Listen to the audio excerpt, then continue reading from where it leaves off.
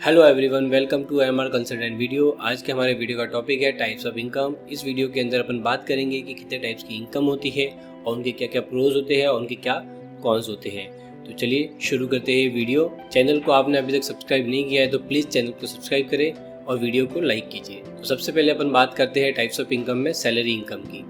तो salary income की बात करें तो सैलरी आपको मिलती कहाँ से है? जहाँ आप जॉब करते हैं, आपका एम्प्लॉयर आपको एवरी मंथ आपको एक सैलरी देता है, एक सम अमाउंट ऑफ रुपीज़ देता है, जिसको अपन सैलरी बोल सकते हैं क्योंकि वो हर महीने अपने को मिलती है। तो अगर बात करें तो इसके प्रोज होते हैं स्टेबिलिटीज़, कैश फ्लो प्रेडिक्टेबल होता है, उसके अंदर अपने को इंश्योरेंस मिलता है और रिटायरमेंट प्लान्स भी होते हैं। इसका मतलब ये है कि आपके पास एक स्टेबल जॉब है और आप उसके बाद आपके पास कितना पैसा आने वाला है उसका भी आप प्रेडिक्शन कर सकते हो, बट आप अपनी जॉब के साथ में सिक्योर भी हो, इंश्योरेंस हो रखा है, आप फिर आप अपने हिसाब से सैलरी के हिसाब से अपना रिटायरमेंट भी प्लान कर सकते हो। अगर इनकी कॉन्स की बात करें सैलरी की तो लिमिटेड ग्रोथ होती है, मतलब आपकी ग्रोथ यहाँ पे लिमिटेड ही है कि आपको पता है कि यहाँ तक कि ही इस जॉब प्रोफाइल में आपको इतनी ही ग्रोथ हो सकती है। फिर उसके बाद सैलरी पे टैक्स लिमिटेशंस बहुत ज़्यादा हो जाती है, यानी कि टैक्स बर्डन बहुत ज़्यादा हो जाता है कि आपके सर्टेन अमाउंट के बाद आपकी सैलरी बढ़ जाती है तो फिक्स टैक्स स्लैब में आप चले जाते हो और हाई टैक्स स्लैब आपके ऊपर लगना चालू हो जाता है। अब बात करते हैं नेक्स्ट टाइप ऑफ इनकम की, जो है कि रेंटल इनकम, जहाँ से आपको रेंट इनकम मिलता है। तो ये रेंट इनकम कहाँ से मिल सकता है? आपके असेट्स जो होती है आपके पास, या फिर आपके पास जो लैंड या मशीनरी वगैरह है तो वो आप रेंट पे देते हो, आपका फ्लैट है वो आप रेंट पे देते हो, आपकी शॉप है वो आप रेंट पे देते हो, तो उससे एक आपको पैसिव इनकम मिलती है। और उसके बाद उस पैसिव इनकम पे आपको एप्रिसिएशन भी मिलता है, फिर स्टडी कैश फ्लो भी होता है। तो ये तो इसके प्रोज है।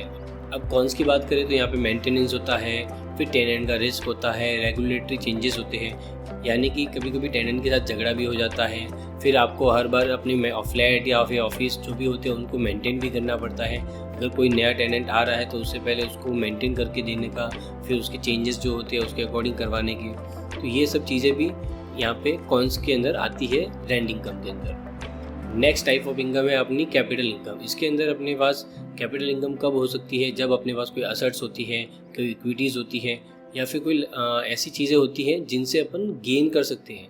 यानी कि अपने पास कोई फ्लैट था, अपन ने बाय किया हुआ था 2 साल पहले, अब आज सेल कर रहे हैं, तो उसके सेल के टाइम पे जो अपने को अप्रिशिएशन वैल्यू मिलती है, यानी कि पहले 1 लाख रुपए में ख़रीदा था, अब 2 लाख में बेच रहे हैं, तो यहाँ पे जो लाख रुपए की गेन हुआ है उसको अपन कैपिटल गेन बोल सकते हैं। ऐसा ही शॉर्ट टर्म कैपिटल गेन भी होता है, इसमें लॉन्ग टर्म कैपिटल गेन भी होता है। या फिर आप इक्विटीज़ करते हैं तो इक्विटीज़ में भी आपको कैपिटल गेन्स होता है। इसके जो प्रोज होते हैं यहाँ पे लिक्विडिटी होते हैं, वेल्थ एक्यूमुलेटिव होता है, पोटेंशियल हाई रिटर्न्स होते हैं इसमें। यानी कि कई बार क्या होता है कि अपन ने कोई लैंड खरीदी है बट वहाँ पे कोई प्रोजेक्ट नया लॉन्च हो जाता है तो वहाँ पे अपनी लैंड की जो वैल्यू होती है वो अचानक से हाई हो जाती है, और फिर अपन अगर उसमें वहाँ पे सेल करते हैं तो अपने पास हाई रिटर्न्स मिलते हैं। फिर अगर इसके कॉन्स की बात करें तो ये रिस्की होता है, यहाँ पे मार्केट के ऊपर ये पूरा डिपेंडेंट रहता है, और रिक्वायर्ड इसमें एक्सपर्टीज़ होती है। यानी कि अगर आप कोई भी इसमें कैपिटल गेन्स करते हो तो आपके पास एक्सपर्टीज़ होनी ज़रूरी है।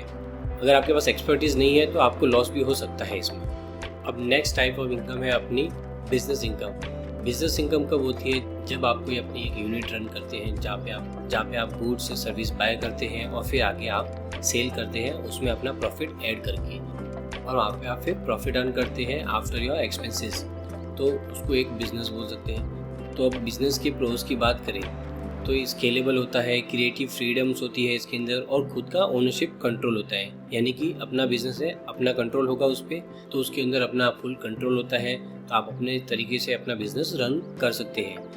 अगर कॉन्स की बात करें बिजनेस की तो उसमें बहुत डिमांडिंग होता है, फाइनेंशियल अनसर्टेनिटी होती है, और हाई एसेंशियल कॉस्ट होती है। यानी कि कुछ चीज़ें अपने को ऐसी भी बाई करनी होती है जिनकी कॉस्ट बहुत हाई हो जाती है, तो ये सब चीज़ें अपने को बिजनेस में बेयर करनी पड़ती है। और नेक्स्ट अपना टाइप ऑफ इनकम है अदर इनकम। तो अदर इनकम ये वो सारी इनकम होती है जो कि बाकी 4 इनकम्स में एड ऑन नहीं होती है। यानी कि अपने पास स्पेसिफिक ये जो 4 हेड है उनकी स्पेसिफिक इनकम होती है, बट ऐसी और भी बहुत सारी इनकम्स हैं जो कि इनके अंदर इंक्लूड नहीं की जा सकती 4 हेड्स में, तो वो सारी इनकम यहाँ अदर इनकम में ऐड होती है।